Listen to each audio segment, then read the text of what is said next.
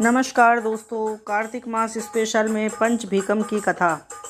एक साहूकार के बेटे की बहू थी जो बहुत सुबह उठकर कार्तिक के महीने में रोजाना गंगा जी नहाने जाती। वो पराये पुरुष का मुंह नहीं देखती थी। एक राजा का लड़का था। जब भी रोजाना गंगा जी नहाने जाता और तो सोचता कि मैं इतनी सुबह नहाने आता हूँ तो भी मुझसे पहले कौन नहा जाता है। 5 दिन कार्तिक के रह गए। उस दिन ठाकुर की बहू तो नहा के जा रही थी। राजा का बेटा आ रहा था।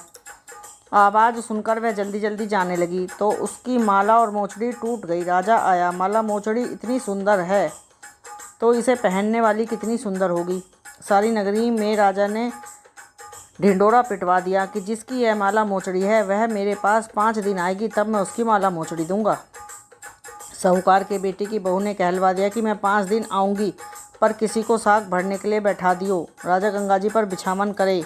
एक तोते को पिंजरे में टांग कर रख दिया। वह सुबह आई, पहली पैड़ी पर पैर रखा। वह बोली कि हे कार्तिक, ठाकुर, राय, दामोदर, पांचू पांडव, छठो नारायण, भीषम राजा, उस पापी को नींद आ जाए। मैं सत की हूँ तो मेरा सत रखना। राजा को नींद आ गई और वह नहा धोकर जाने लगी तो तोते सुआ से बोली कि सुआ सुआ सुपटा गल घालूंगी, हार साख भरिए मेरा वीरा।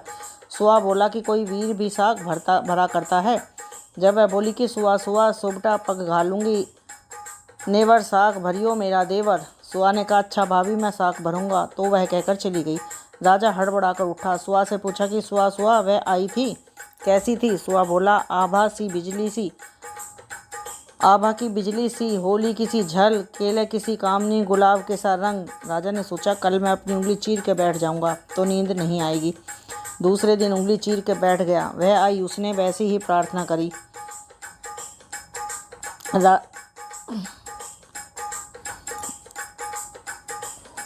बस उसको नींद आ गई। नहा के जाने लगी तो सुआ ने साग भरा दी। राजा के उठते ही फिर सुआ से पूछा तो सुआ ने कल के जैसा ही जवाब दिया।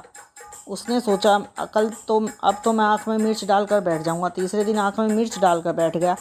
सारी रात हाय हाय करके बिताई। वह आई, उसने वैसे ही प्रार्थना करी। राजा को नींद आ गई। नहा के सुआ से साग भरा के चली गई। राजा ने सोचा कल तो मैं कांटों की सेज पर बैठूंगा।